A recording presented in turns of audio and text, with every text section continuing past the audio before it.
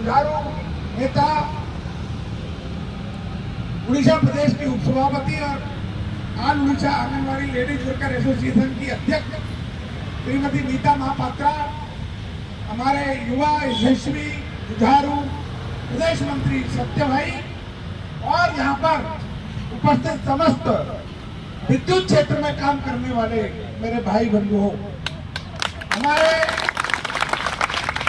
कल जब मैं दिल्ली से चला था तो मैं ये सोच के ही चला था कि उड़ीसा भुवनेश्वर में 2 धरने चल रहे हैं। तो एक धरना तो मुझे बताया गया कि कल समाप्त हो गया, भारतीय मजदूर संघ की मांगे मान ली गई और धरना समाप्त हो गया। एक अभी चल रहा है, तो यहाँ से आके नहा धो करके मैं इधर आपके बीच में उपस्थित हुआ हूँ। मैं बताना चाहता हूँ किसी भी सरकार को या कोई भी मैनेजमेंट, कोई अगर ये भ्रम में है कि भारतीय मजदूर संघ के कार्यकर्ताओं को नौकरी से निकालकर ट्रांसफर करके कोई झुका सकता है, तो ये वो गलतफहमी में है। क्योंकि भारतीय मजदूर संघ को झुकाने का प्रयास जो इनके पहले पिछली सरकार थी ना, वो कर चुकी है। साथ साथ आंगनबाड़ी के कार्यकर्ताओं को नौकरी से बाहर निकाला, प्रलोभन दिया, बीएमएस का काम बंद कर दो, हमारी सरकारी यूनियन में आ जाओ, आपकी नौकरी दे देंगे।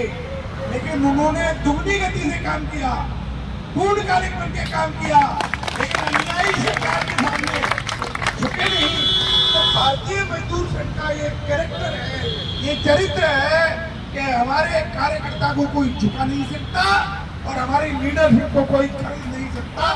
ये भारतीय विशेषता है। ये जो टाटा पावर मैनेजमेंट को मैं कहना चाहता हूँ, तुम जितनी जल्दी मांग लोगे उतने में तुम्हारी भलाई है, अन्यथा उतना देर करोगे उतना आपकी बेइज्जती होगी, आपका नुकसान होगा, हमारा कुछ नहीं है। गाँव में पंचायत में भारतीय मजदूर संघ मौजूद है। हम बता देंगे कि भारतीय मजदूर संघ क्या है।